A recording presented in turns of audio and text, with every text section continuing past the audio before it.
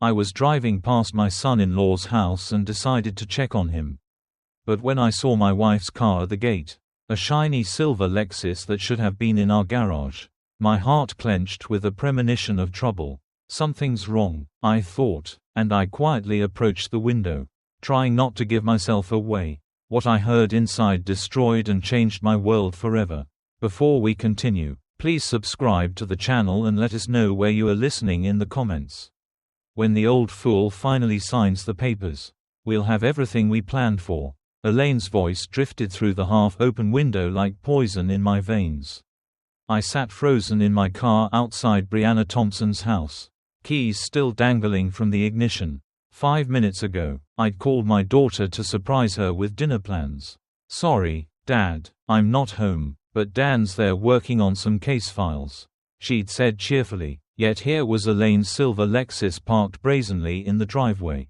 I killed the engine and approached the window on trembling legs. Through the gap in the curtains, I could see them clearly. My wife of 25 years lounging on my daughter's couch like she owned the place. And Dan Thompson leaning against the bookshelf with that smug expression I'd grown to despise. "The timeline's perfect," Dan was saying, his lawyer voice crisp with satisfaction. "File in June, claim irreconcilable differences. With the new Iowa statutes, Elaine's entitled to half of everything acquired during marriage, plus spousal support for life." Elaine laughed, that tinkling sound I'd once found charming. "The construction business alone is worth $12 million. Add the rental properties, the vacation home, investments. We're looking at nearly $20 million total." My hands shook as I fumbled for my phone, hitting record just as Dan continued his legal dissertation. "The beautiful part is his trusting nature. Arthur has no idea we've been documenting his assets for months. Bank statements, property deeds, business valuations. Everything's already copied." He gestured toward a manila folder on the coffee table. "He practically handed us the keys to his kingdom.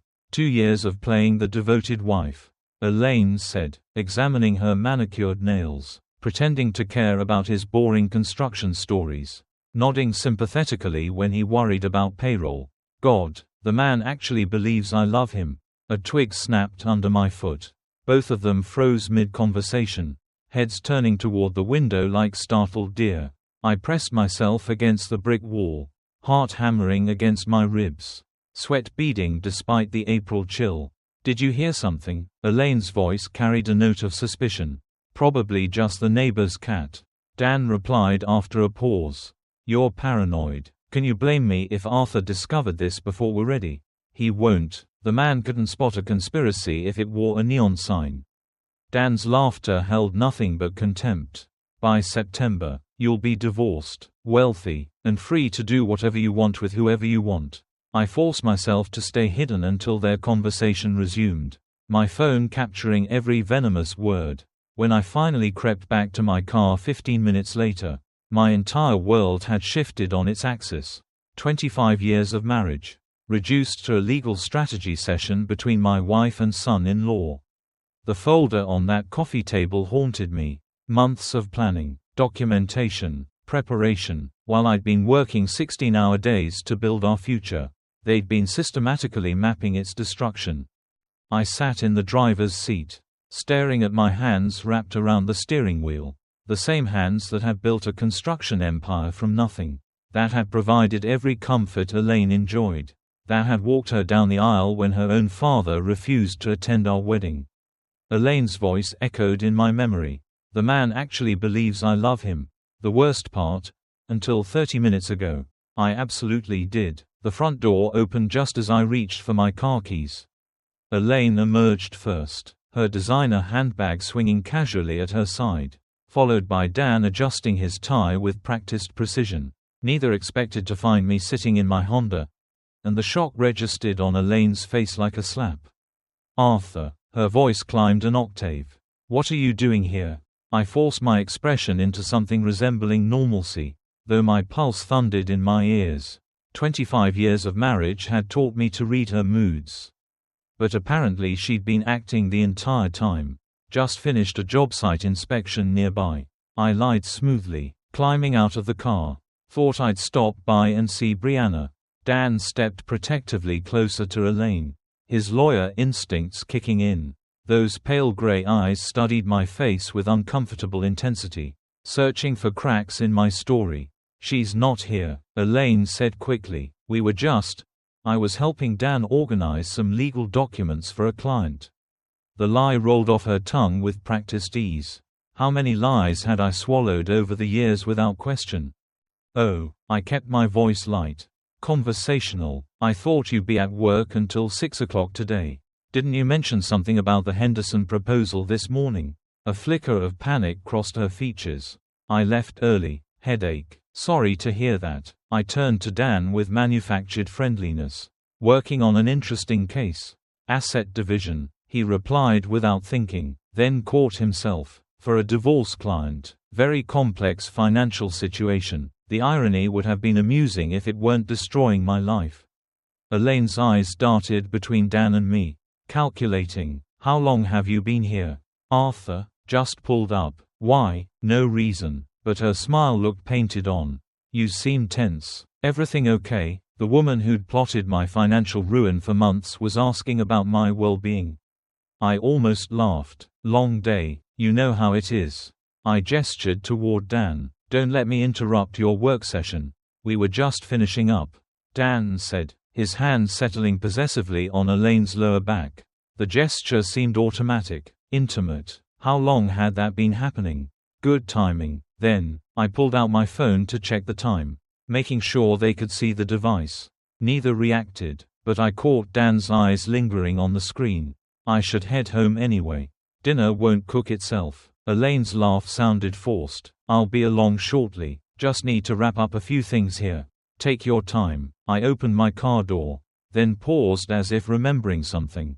"Oh, Elaine, Dr. Patterson's office called about rescheduling your physical. Something about a conflict with your work schedule." Her face went blank for a split second.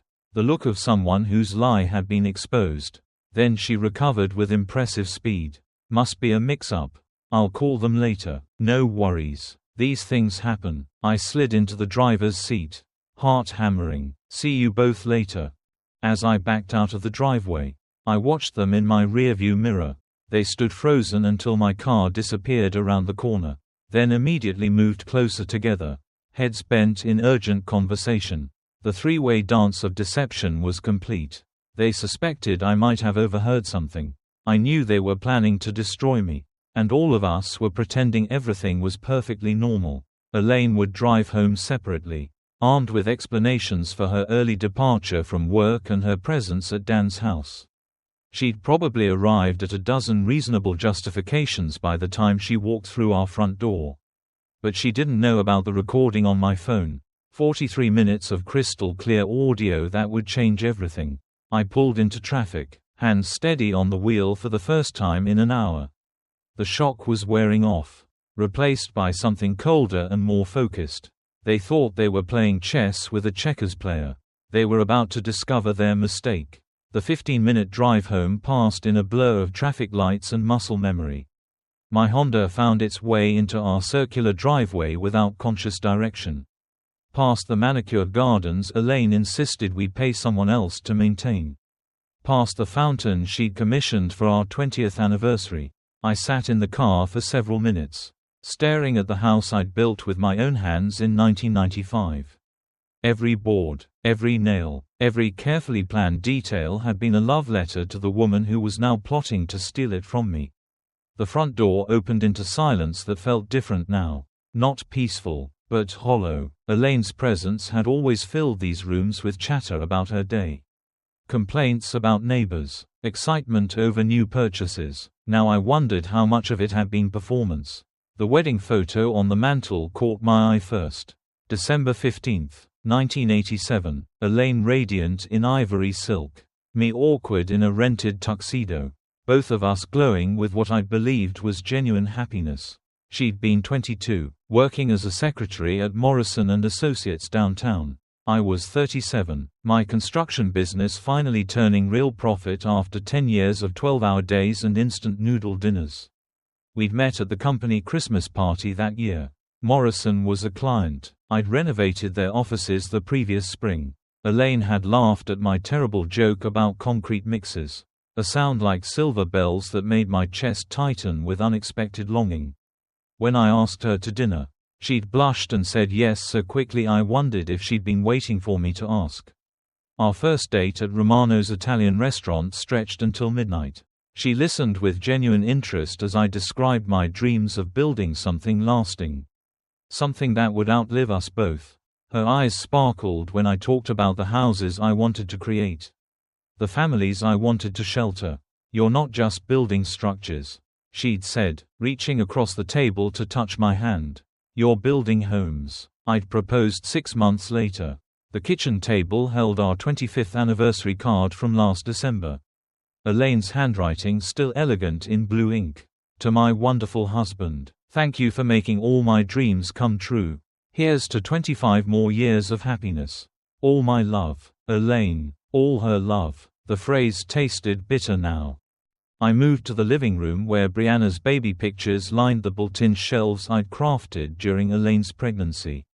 June 8, 1995, the day our daughter was born. Elaine, exhausted but radiant, holding our red-faced miracle like she'd been created for motherhood.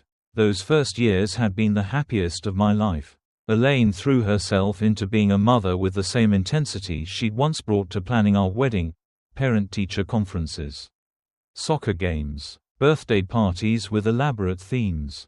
She documented every moment with fierce maternal pride.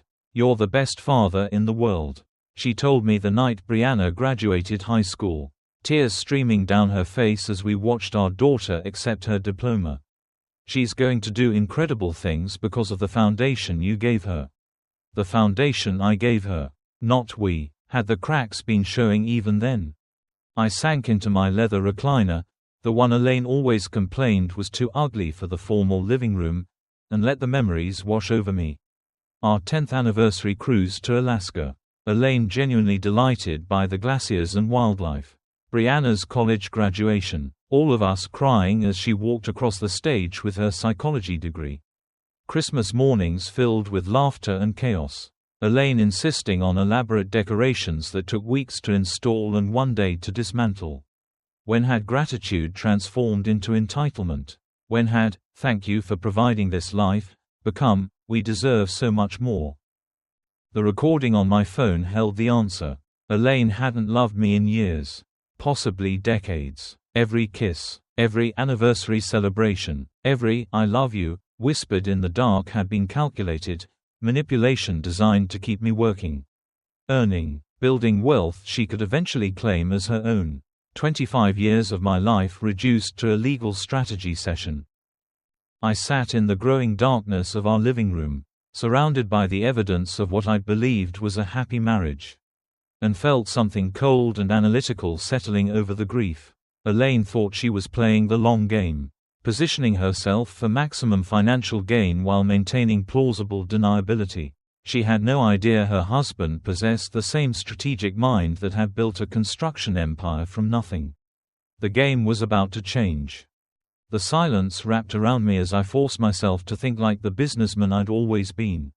When had Elaine's behavior shifted from genuine partnership to calculated positioning? The answer came with uncomfortable clarity. 2020. When Cole Construction landed the Riverton Municipal Center contract. $50 million over 3 years. The largest project in company history. I'd come home that April evening expecting celebration, maybe champagne. Definitely the enthusiastic support that had sustained me through every previous milestone. Instead, Elaine had been sitting at the kitchen table with a real estate magazine and a calculator. "This means we can finally afford the house on Elm Street," she'd announced without looking up. "The one with the circular driveway and the pool. The Hendersons are asking $4.2 million. Not congratulations on the achievement. Not I'm proud of you. Just an immediate focus on what my success could buy her." Elaine, I haven't even started the project yet. There's design work, permits, subcontractor negotiations. But the money is guaranteed. Right? She'd interrupted, finally looking up, her green eyes calculating. "I mean, once you sign the contract. The city has to pay. The conversation had lasted 2 hours. She'd mapped out expenditures down to the last detail: the new house, a country club membership, luxury cars, European vacations. Not our expenditures, hers. The pronouns had been telling, though I'd been too focused on project logistics to notice. By 2021, the demands had escalated. The country club membership became non-negotiable when the Pattersons joined Riverside Hills. Our perfectly adequate vacation cabin in Wisconsin became embarrassing compared to the Johnsons' place in Aspen. Elaine began dropping hints about other wives whose husbands really understand how to treat a woman. The physical intimacy disappeared gradually. So slowly I had attributed it to age and stress. Separate bedrooms became necessary because of my snoring, though Elaine had never complained about snoring in 23 years of marriage. Dinner conversations shifted from discussions of our day to Elaine's detailed accounts of what other families owned, achieved, or displayed. Sarah Mitchell's husband bought her a Mercedes for their anniversary. She'd mentioned last month cutting her salmon with surgical precision, just because he appreciates everything she's sacrificed for their marriage. Sacrificed, as if supporting my career while living in luxury had required significant personal loss. The friendship with Dan had intensified after Brianna's wedding in September 2023. Suddenly, Elaine was fascinated by legal proceedings, asking hypothetical questions about property division and spousal rights for a friend who might need advice. She'd started receiving phone calls that sent her to the other room, claiming they were book club discussions or volunteer committee meetings. How many of those calls had been conspiracy sessions? I pulled out my phone and replayed segments of today's recording. Dan's voice: "We've been documenting his assets for months." Elaine's laughter: 25 years of playing the devoted wife. It all made sense now. Elaine's sudden interest in my financial reports, her questions about business valuations, her insistence on joint accounts while maintaining her own separate credit cards. She'd been conducting reconnaissance while I'd been building the very empire she planned to steal. But Elaine had made a crucial error in her strategic planning. She'd underestimated the man who built Cole Construction from a single truck and a borrowed tool set. The same analytical mind that had navigated 35 years of construction projects, labor negotiations, and municipal contracts was now focused on a different kind of problem solving. They thought they were playing chess with someone who didn't know the rules. Elaine had spent months positioning her pieces while assuming I'd never noticed the board. She was about to discover that her husband understood strategy better than she'd ever imagined.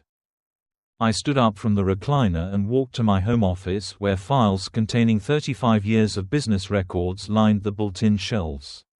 Tax returns, contracts, partnership agreements, property deeds, everything Elaine thought she'd been secretly documenting. But I knew something she didn't. The real assets weren't in those files.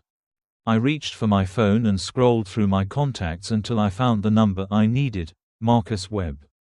My accountant, my friend, and the only person who knew about the offshore arrangements I'd established years ago for tax optimization purposes. Time to make a call that would change everything. 3 days of methodical research had transformed my home office into a war room.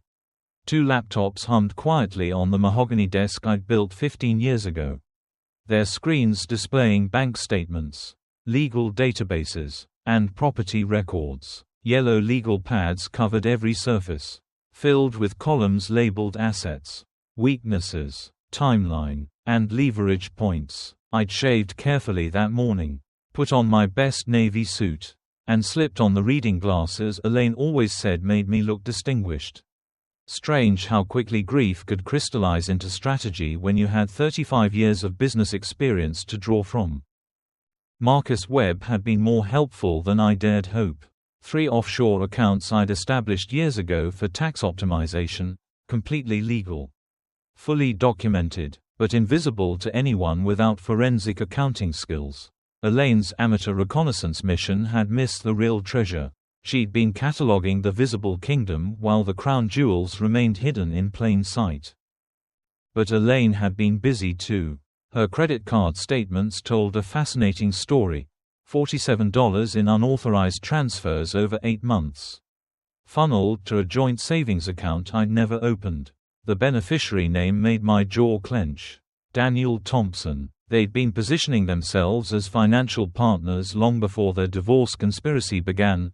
Luxury lunches at Riverside Country Club. $300 spa treatments. Designer clothing purchases that coincided suspiciously with her book club meetings. Every expense painted a picture of a woman preparing for a different life. The 8th Hermes handbag she'd bought last Tuesday carried particular irony, given that she'd complained about grocery costs just that morning. Dan's vulnerabilities proved even more illuminating. My construction industry contacts have been generous with information about Davenport's most ambitious attorney. The man who planned to steal my fortune was drowning in debt, $180 in student loans.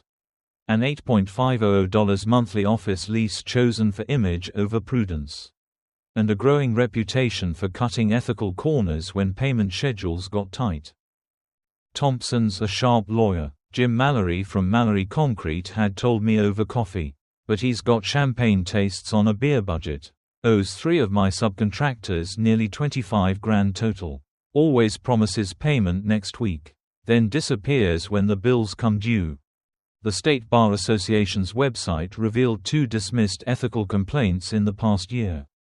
Both involving client fund mismanagement. Dismissed but documented. In legal circles, even unsuccessful complaints left stains on professional reputations. I leaned back in my leather chair. Surveying the intelligence gathered over 72 hours of patient investigation. Elaine and Dan had underestimated their opponent catastrophically. They'd seen a trusting husband who worked long hours and rarely questioned household expenses. They'd failed to recognize the analytical mind that had built coal construction from a single truck into a $12 million enterprise. The phone rang, jarring me from my strategic reverie. Brianna's name flashed on the screen. "Hey, sweetheart." I kept my voice warm. "Normal. How's your day going?" "Dad, I need to ask you something." Her tone carried the careful neutrality she used with troubled patients. "Is everything okay between you and Mom lately? There's been this weird tension whenever I'm around both of you." My hand tightened on the phone. How much did she know? How much had Dan told her about their conspiracy? "What makes you ask?" "Little things. Mom seems stressed about money. Which is strange since business has been so good. And Dan keeps asking weird questions about your company structure. Like how the partnerships work and who controls what assets." She paused. "It feels like they're fishing for information. But I can't figure out why." Fishing for information. My daughter's psychology training had detected the predatory behavior her mother and husband thought they'd hidden. "Probably just curiosity about how the business world works," I said carefully. "Your mom's always been interested in financial security." "Maybe," but Brianna didn't sound convinced. "Dad, if something was wrong, I mean really wrong, you'd tell me. Right?" The question hung between us like a loaded weapon. Tell her what? That her mother was planning to destroy me financially. That her husband was orchestrating the whole conspiracy. That the family she'd trusted her entire life was built on lies. "Of course, sweetheart. But everything's fine. Just the usual business pressures." After we hung up, I sat staring at my research notes. Dan had been pumping my daughter for information about my business structure. The scope of their intelligence gathering operation was broader than I'd realized. Time to make sure they got exactly the information I wanted them to have. I was still processing Brianna's warning when my secure phone line rang. Sarah Chen, my accountant for 12 years. Her voice crisp with professional efficiency. "Arthur, I've got the asset protection documents ready for signature. When you mentioned wanting to update estate planning, I took the liberty of researching optimal structures." A pause. "This is about more than estate planning, isn't it?" "How perceptive of you. 28 years in forensic accounting teaches you to read between the lines." "Should I ask what kind of threat we're protecting against?" "The domestic variety." Sarah's silence spoke volumes. She'd handled 3 divorces for my construction crew supervisors. She knew the landscape. "I'll have everything ready by noon," she said finally. "The business assets will be completely insulated from any personal legal action. Whoever's planning to take a run at your personal finances won't even see the real money." By 10 a.m., I was sitting across from Thomas Bradley, president of First National Bank and my golf partner for 15 years. The mahogany conference room smelled of coffee and leather, familiar territory where I'd negotiated dozens of construction loans. "Account security review," I said, sliding documents across the polished table. "I need all joint access points verified and temporarily frozen pending identity confirmation." Tom's eyebrows rose slightly. "This is comprehensive, Arthur. Every joint account, credit line, and automatic payment system. Every single one." "May I ask?" "You may not, but I smiled when I said it. How long for the security holds to take effect?" "Immediately upon your signature. All account holders will receive notification that access requires in-person verification with photo ID and secondary documentation." Tom studied my face. "This is going to inconvenience Elaine significantly." "I'm counting on it."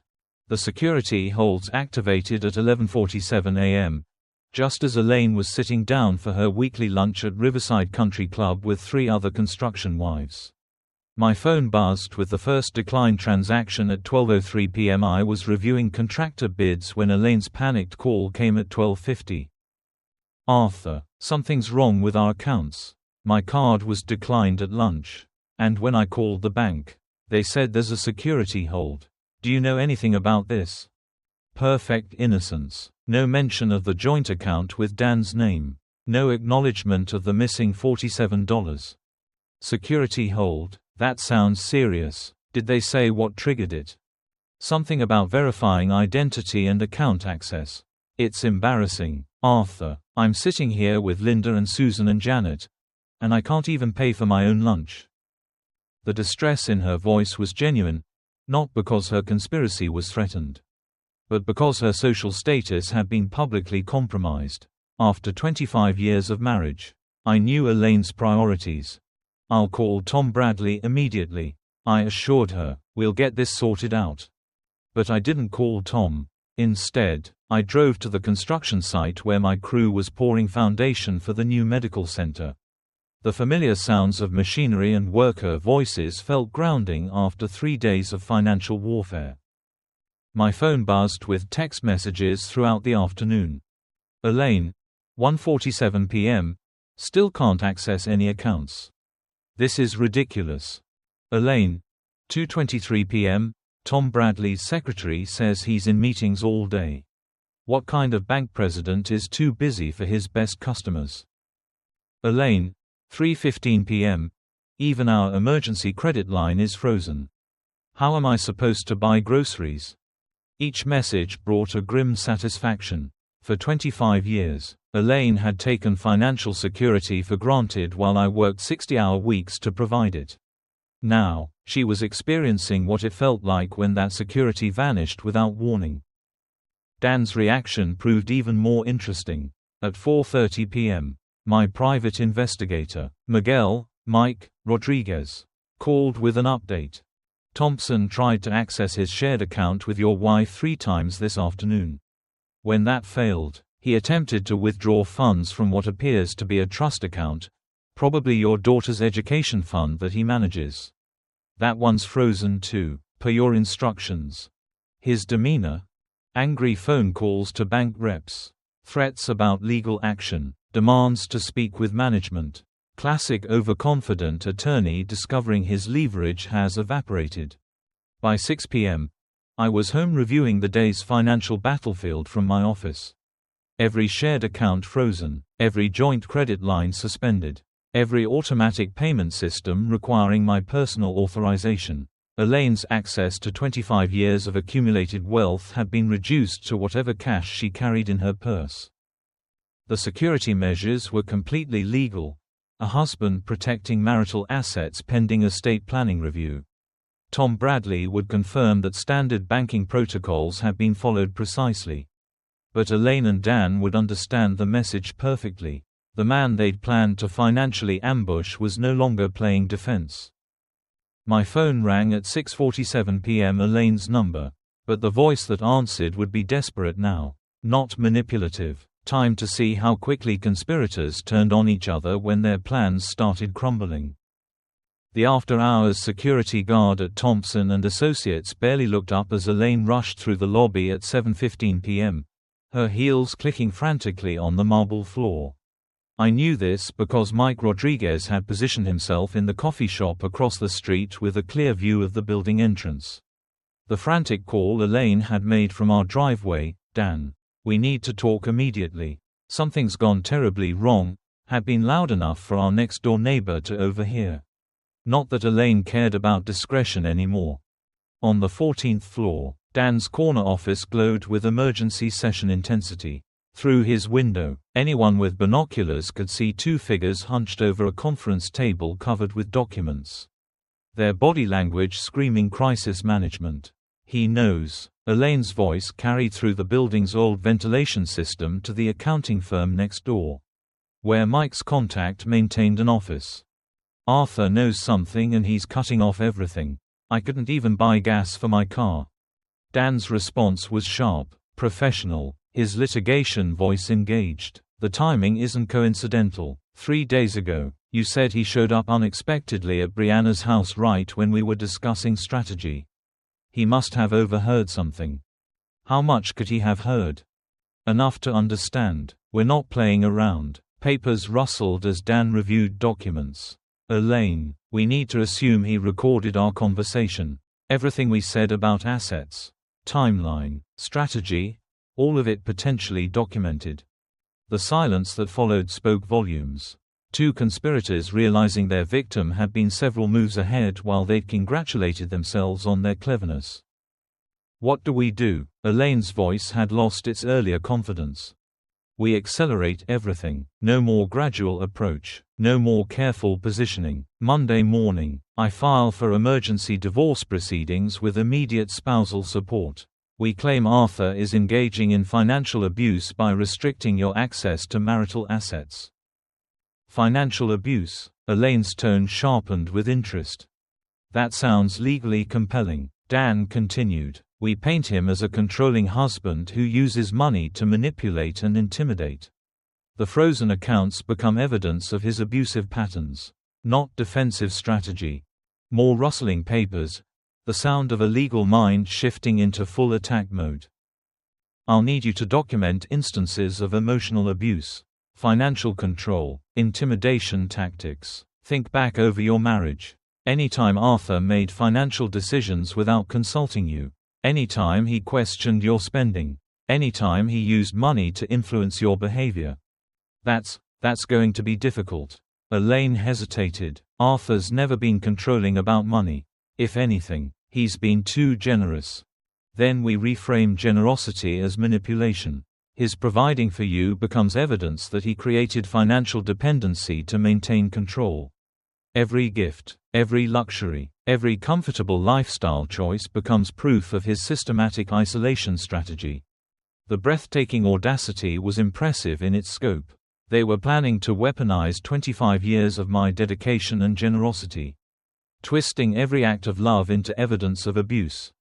"What about Brianna?" Elaine asked. "She's not going to automatically take my side. Her psychology training makes her skeptical of everything."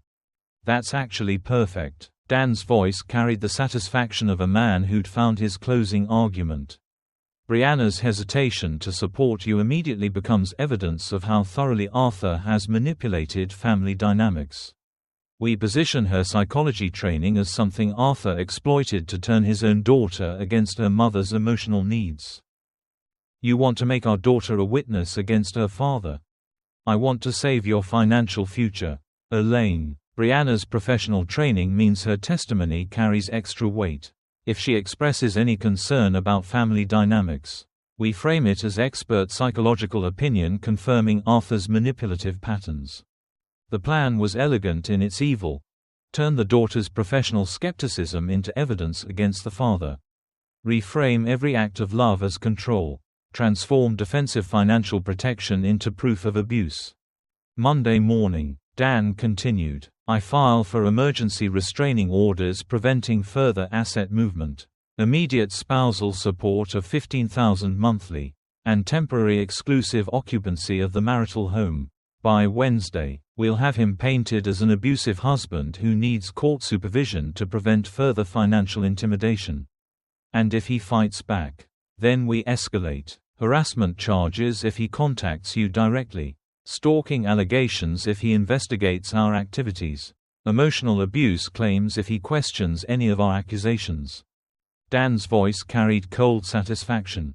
The beauty of domestic abuse law is that denial becomes evidence of guilt. The harder he fights, the more controlling he appears. Elaine's laughter held no warmth. Poor Arthur, he has no idea what he's unleashed. 25 years of playing the trusting husband. Time to teach him that nice guys finish last. They spent another hour coordinating their stories, establishing secure communication methods, and preparing for what Dan called total legal warfare. Every conversation, every interaction, every financial transaction would be documented as evidence of my systematic abuse pattern. The conspiracy had evolved from a simple asset grab to a character assassination campaign designed to destroy not just my finances, but my reputation, my relationship with my daughter, and my standing in the community I'd helped build for 3 decades. As Elaine finally left the building at 9:30 p.m., her phone was already buzzing with Dan's first strategic text. Remember, you're not an angry wife anymore. You're a terrified victim, finally finding the courage to escape your abuser. The war had officially begun. __. Saturday morning found Elaine and Brianna at Café Luna, the bistro where they'd shared monthly mother-daughter brunches for 5 years. Elaine had chosen the usual corner table, intimate, private, perfect for confidential conversations. But this time, she'd positioned herself as a woman seeking her daughter's professional help rather than maternal support. Brianna, I need to talk to you about your father. Elaine's voice carried carefully calibrated vulnerability. I think something's wrong with him mentally. Brianna set down her coffee cup with the deliberate precision she used when shifting into therapist mode. What kind of wrong, Mom? Controlling behaviors, paranoid thinking. He's been restricting my access to our accounts, claiming it's for security reasons. But, Elaine let her voice trail off, allowing her daughter's imagination to fill in the blanks. How long has this been going on? Months, maybe longer. I just attributed it to work stress. But yesterday, he completely froze me out of every account we share. I couldn't even buy lunch. Brianna leaned forward, her professional instinct engaged despite personal involvement. Mom, financial control can be a form of domestic abuse. But it can also be legitimate financial management during business transitions or legal concerns. What's Dad's explanation? The question was too direct, too clinically neutral. Elaine had expected emotional support, not professional analysis. He claims it's routine account security. But Brianna, I've been married to him for 25 years. This isn't routine, this is punishment for something. Punishment for what? Elaine hesitated. How much could she reveal without exposing her own conspiracy? I think he suspects I've been questioning our marriage. Maybe he's trying to intimidate me into staying. Mom, Brianna's voice carried the calm of someone who'd spent years treating manipulative clients. Are you telling me Dad is financially abusing you to prevent divorce? Or are you telling me you're considering divorce and Dad is protecting assets?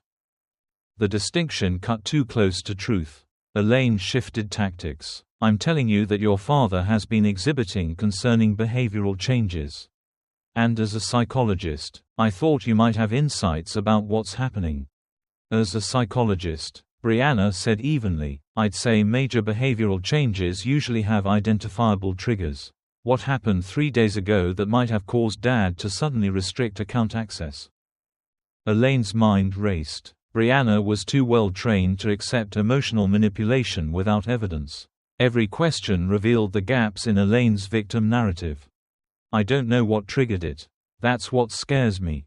But Brianna was studying her mother's face with clinical detachment, reading micro-expressions and verbal inconsistencies with professional skill. Mom, are you asking for psychological advice? Or are you asking me to take sides in a marital conflict?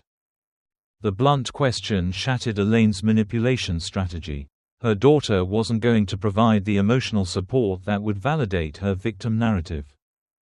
I'm asking you to help me understand what's happening to our family. Then I suggest you have an honest conversation with Dad about his concerns instead of asking me to psychoanalyze him based on your interpretation of his behavior. Elaine left the cafe 20 minutes later, furious at her daughter's professional detachment and worried about the implications. If Brianna refused to automatically support her mother's claims, the victim narrative would collapse under scrutiny. Meanwhile, 40 minutes away at Cole Construction's headquarters, I was receiving intelligence that would reshape the entire battlefield. Jim Mallory's call came at 10:15 a.m., just as I was reviewing weekend job site reports. Arthur, thought you'd want to know, Dan Thompson's got problems brewing with the State Bar Association. Word is, they're investigating his handling of contractor payments on the Mitchell case. What kind of problems? 3 subcontractors filed complaints about non-payment last month. Thompson collected fees from his client but never distributed payments to the trades. Classic trust account violation if they can prove it. I set down my coffee, mind already calculating the implications. How serious? Serious enough that the bar scheduled a hearing for next week. Thompson's scrambling to find $23,000 to make the subcontractors whole before the investigation concludes. $23,000, the exact amount Dan owed. According to my research. Jim, would those subcontractors be willing to discuss their experience with Thompson if someone from the construction community reached out? Absolutely. These guys are furious. Thompson promised payment for 6 months. Always had excuses. Always blamed delays on his client or court procedures. They're small operators who can't afford to eat those losses. Perfect. I spent the next 3 hours making strategic phone calls, polite, professional inquiries that documented Dan's misconduct in meticulous detail. The pieces were falling neatly into place. Each conversation followed the same pattern: professional courtesy calls from Cole Construction checking references before potentially hiring Dan Thompson for legal services. Each contractor, eager to share their grievances, described a similar story: broken promises, unpaid invoices, and a lawyer who treated ethics like a negotiation. By 1 p.m., I had documented evidence of Dan's systematic pattern of using client trust accounts as personal banking, violating state bar regulations and misleading subcontractors about payment timelines. At 2:30 p.m., I called the State Bar Association's ethical complaint hotline. I'd like to file a formal complaint about attorney misconduct, I told the intake specialist. Daniel Thompson has engaged in a pattern of client trust account violations and has made misleading representations to construction industry professionals. The complaint form asked for detailed documentation. I provided contractor names, amounts owed, timelines of misrepresentations, and evidence of Dan's systematic abuse of client funds. 3 additional contractors agreed to serve as witnesses if needed. By 4 p.m., Dan's law office was already receiving calls from the Bar Association about expedited investigation procedures and mandatory hearing attendance. His professional reputation, the foundation of his conspiracy against me, was now under formal ethical review. At 4:47 p.m., my phone buzzed with a text from Mike Rodriguez. Thompson just left his office carrying 3 boxes of files. Heading toward his car. Want me to follow? No need, I typed back. I know exactly where he's going. Dan would be driving straight to Elaine. Panic overriding his usual caution. The conspiracy that had begun with confidence and careful planning was about to become a desperate scramble for survival. Let them panic. Let them make mistakes. The real war was just beginning. Blank. Blank. 2 days of professional crisis had given Brianna time to process everything she'd learned. The drive to Cole Construction's headquarters felt like traveling toward a reckoning she'd been avoiding her entire adult life. My office building stood solid against the April sky, brick and steel and honest workmanship. Everything Dan's glass tower pretended to be but wasn't. Sarah, my secretary of 8 years, greeted Brianna with the warmth reserved for family members who actually showed up to job sites and company picnics. "He's expecting you, honey. Go right in." I stood when she entered, reading her body language with the careful attention I'd learned from watching Elaine's moods for 25 years. But Brianna carried herself differently: professional posture, clinical distance, the bearing of someone who'd made difficult decisions. "Dad, we need to discuss what's happening between you and Mom." Her voice held that careful neutrality she used with troubled patients. "I've spent 2 days analyzing the situation, and I need to understand your perspective." "What's your mother told you?" "That you're exhibiting controlling behaviors, financial manipulation, possible emotional abuse." She sat across from my desk, hands folded precisely. "She wants me to support her victim narrative using my professional credentials." The clinical language was jarring coming from my daughter, but I recognized her strategy: distance herself emotionally to evaluate the facts objectively. "And what do you think?"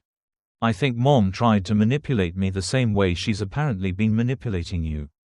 Brianna's green eyes, so much like Elaine's, but clearer somehow, studied my face. "Show me the evidence, Dad. I need to hear what you heard."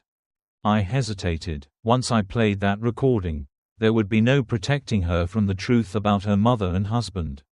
But Brianna was 30 years old, a licensed psychologist, capable of handling reality.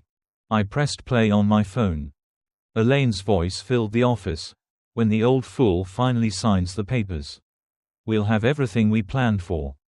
Brianna's expression didn't change for the first minute. Professional detachment held as she listened to her mother mock 25 years of marriage. Heard Dan calculate legal strategies for maximum financial damage.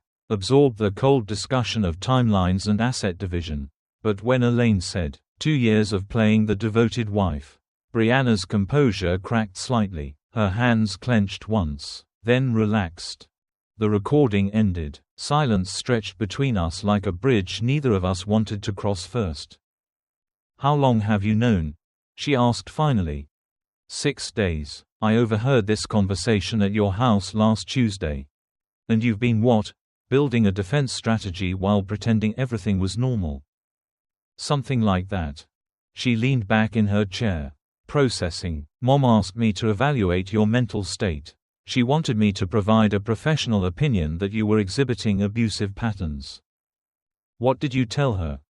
"That I couldn't ethically assess someone without proper evaluation, and that her claims seemed inconsistent with your established behavioral patterns." Brianna's voice carried a note of anger now. She tried to use my training as a weapon. "Dad, against you, and against professional standards." The weight of betrayal, hers and mine, settled between us. "I'm sorry you've been dragged into this, sweetheart." "I'm not." Her tone sharpened with resolve. "I'm glad I know the truth. The question is, what happens now?" I studied my daughter's face. Seeing strength I'd helped build but independence I couldn't control. "That's your choice, Brianna. I won't ask you to choose sides." "I already have." She stood. "Decision made. I choose truth over family loyalty. I choose evidence over emotion. And I choose to support the parent who didn't try to manipulate my professional ethics." Relief flooded through me, followed immediately by concern. "What about Dan? What about him?" Her voice went cold. "My husband participated in a conspiracy to financially destroy my father while using my psychology credentials to support false abuse allegations. That marriage is over." "Brianna." "Dad, I'm not making this decision in anger. I'm making it based on character assessment and behavioral evidence." She moved toward the door, then paused. "I'll testify honestly about family dynamics if needed. But I won't be anyone's weapon, including yours." "I understand." "Good, because there's one more thing I need to do." She left my office with the determined stride of someone who'd found moral clarity in a situation designed to destroy it.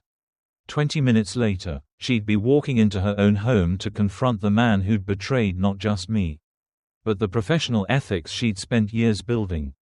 I sat alone in my office, surrounded by the evidence of 35 years of honest work, and felt something I hadn't experienced since this nightmare began: hope that truth might actually matter.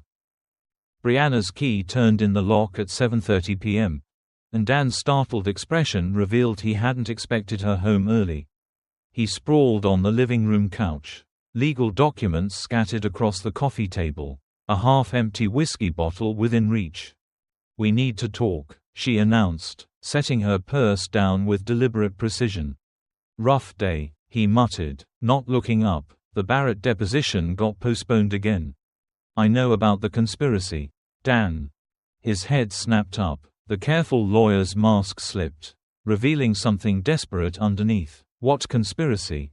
"The one where you and my mother planned to financially destroy my father while using my psychology credentials to support false abuse allegations." She remained standing, maintaining the advantage. "I heard the recording, every word." He set down his whiskey glass with exaggerated calm. "Brianna, I think you're misunderstanding. 2 years of playing the devoted wife. Sound familiar?" The color drained from his face. Dan Thompson, who could argue cases before the state Supreme Court, suddenly looked like a man watching his world collapse. "How much did you hear?"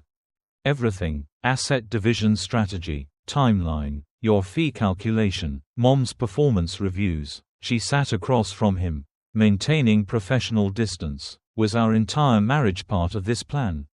He said nothing, and in that silence, Brianna finally had her answer. 3 days later, Elaine discovered that social destruction moves faster than legal proceedings. The Riverside Country Club's dining room buzzed with Saturday brunch conversation, but clusters of women fell silent as she approached their tables. Linda Patterson, her bridge partner for 5 years, became fascinated by her eggs Benedict when Elaine stopped to say hello.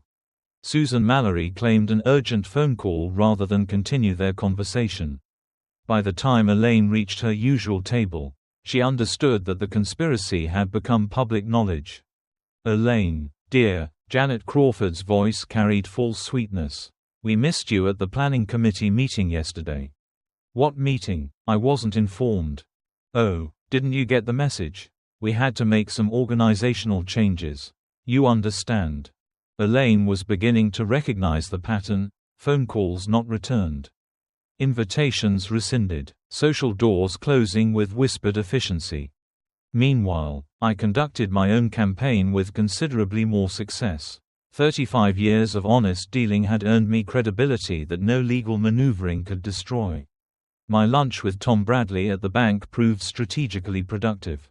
I shared concerns about family difficulties with just enough detail to establish facts without appearing vindictive. Elaine and our son-in-law apparently developed concerning plans regarding our assets. I mentioned over coffee, "I've had to implement protective measures." Tom's response was exactly what I'd hoped for: professional understanding mixed with personal sympathy for a friend dealing with family betrayal. The Chamber of Commerce board meeting that evening proved equally valuable. When Jim Mallory asked about Elaine's absence from the recent fundraising dinner, I explained with genuine sadness about marriage difficulties that had come to light. "Sometimes you discover people aren't who you thought they were," I said, allowing disappointment to show. 25 years of marriage. "And it turns out she was planning." I let the sentence trail off. "Well, I'm grateful I found out when I did." By Sunday evening, Elaine's social isolation was complete. The country club's membership committee scheduled a routine review of her status. The charity board accepted her resignation from positions she'd never submitted. Dan's professional collapse accelerated alongside Elaine's social exile. 3 major clients terminated relationships, citing concerns about judgment and ethical standards. The Miller Industries account, worth $200 annually, sent a formal letter expressing loss of confidence in counsel's professional discretion. Elaine's frantic Sunday night call to Dan carried desperation I could hear through the apartment's thin walls. Everyone knows. Dan, everyone, I can't show my face anywhere in this town.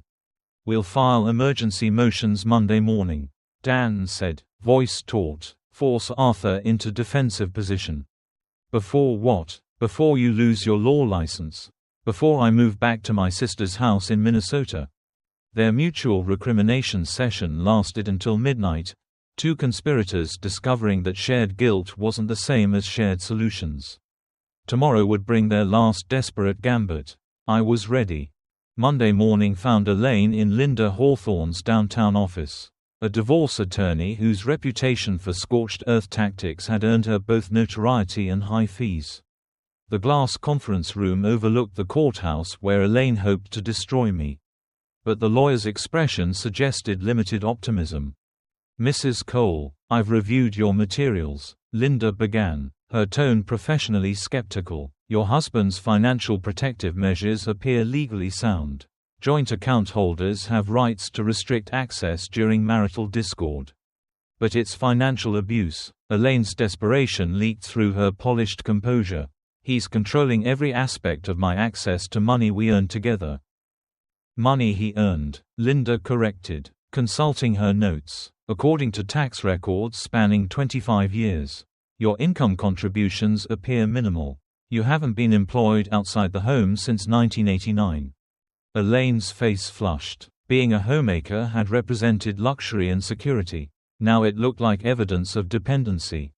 What about emotional abuse, intimidation tactics? What specific incidents can you document? Linda asked. The question hung in the air. Elaine had spent sleepless nights trying to construct believable abuse patterns from 25 years of genuine consideration and generosity. He's controlling about money, always has been. Can you provide examples of threats? Physical intimidation, isolation from family or friends? Well, no, but. Mrs. Cole, Linda interrupted gently but firmly. Domestic abuse cases require evidence. Has your husband ever threatened you physically? Prevented you from leaving the house? Monitored your communications? Each question struck holes in Elaine's fabricated narrative. I had never raised my voice in anger. Never restricted her movements. Never questioned her friendships. 10 blocks away, Dan discovered that Bar Association investigations moved with bureaucratic efficiency when they wanted answers. Monday morning's ethics committee call carried implications beyond contractor payment delays. Mr. Thompson, the investigator's voice was crisp.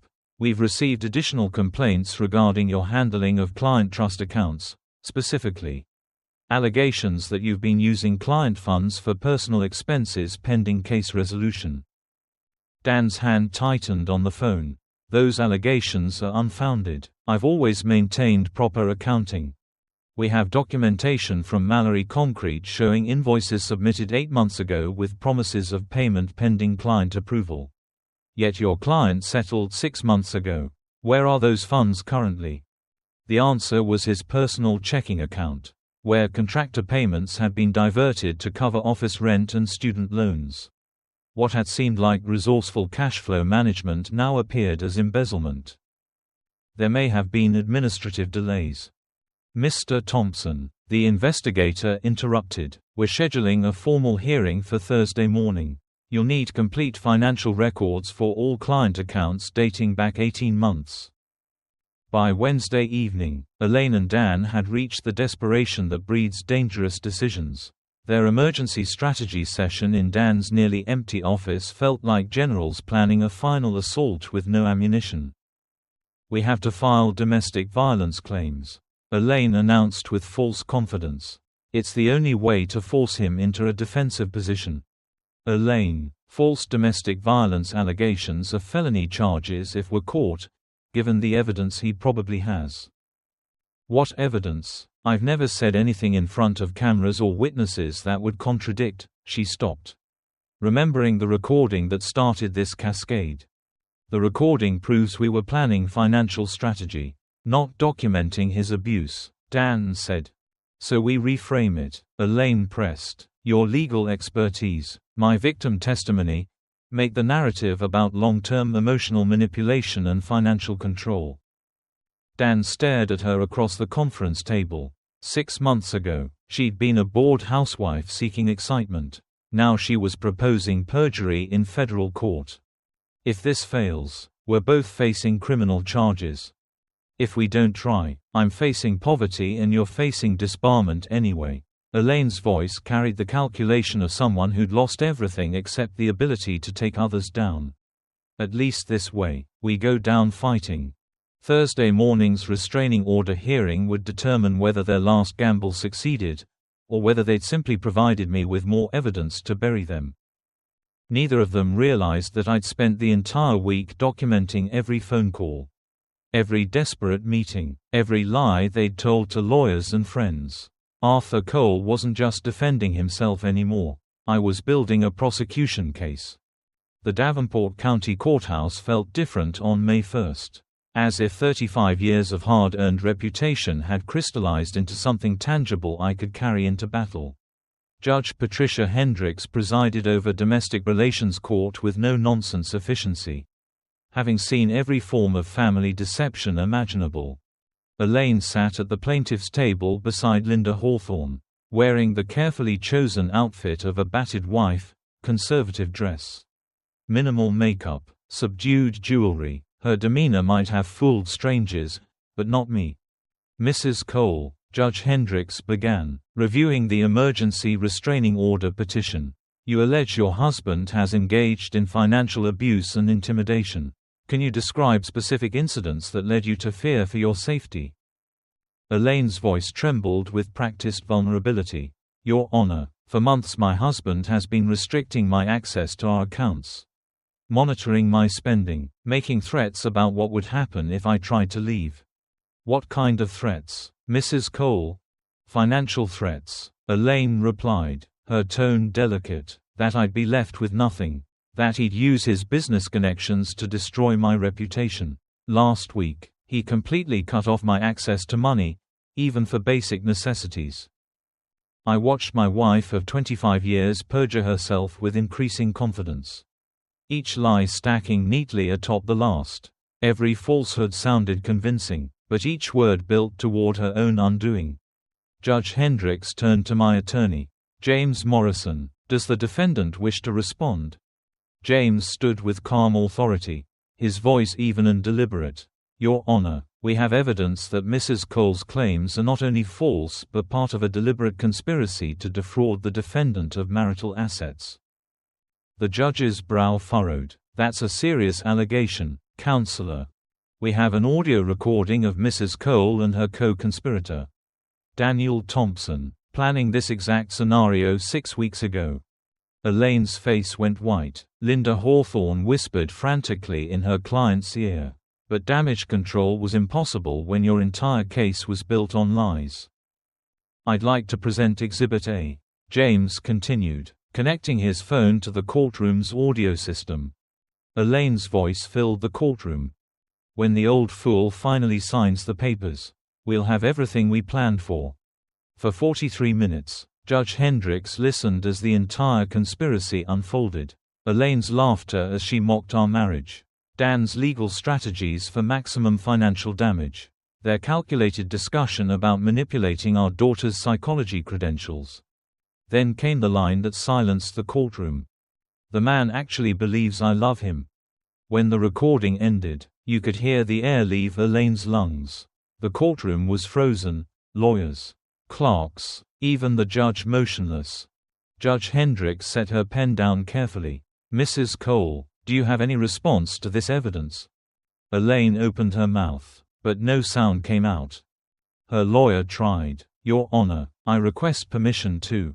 Denied. The judge interrupted. This evidence clearly contradicts the sworn statements in your petition. Linda Hawthorne's face had gone pale. Your Honor, she said quietly, I request permission to withdraw from this case. I was not informed of these circumstances when I agreed to representation. Motion granted. The judge turned back to Elaine. Mrs. Cole, I am dismissing your restraining order petition with prejudice. Furthermore, I am referring this matter to the District Attorney's Office for investigation of possible perjury charges." The gavel came down like a thunderclap. Elaine sat motionless, her face a mask of shock and humiliation. Across the room, I remained still, no triumph, no anger, just quiet closure. 2 weeks later, the divorce settlement reflected Elaine's spectacular miscalculation. Her documented deception eliminated any claim to spousal support, and the prenuptial agreement she'd forgotten, signed eagerly in 1995, limited her to minimal asset division. Dan's law license suspension soon became permanent revocation after the Bar Association discovered $127 in missing client funds. Last I heard, he'd moved to Nebraska and was working as a paralegal. Brianna filed for divorce the day after the hearing, citing irreconcilable differences. She was starting over, opening a new practice focused on family therapy, specializing in recognizing patterns of manipulation. 6 months later, Elaine worked retail at the same mall where she once spent my money on luxury handbags. The irony wasn't lost on either of us. As for me, I rebuilt Cole Construction's reputation stronger than ever. The community's support during my family ordeal translated into new contracts and deeper partnerships. The house feels different now, quieter, but honest. No more performed conversations, no more forced affection. Just the sound of rain on the windows I built with my own hands in a home that finally belongs to me again. Elaine had been right about one thing. I really had believed she loved me. Now, I know the difference between love and performance. And that lesson, painful as it was, became my liberation. If you like this story, please like this video, subscribe to Revenge in Silence, and tell us where you're listening from in the comments. To hear the next story of justice and redemption, click on the box on the left.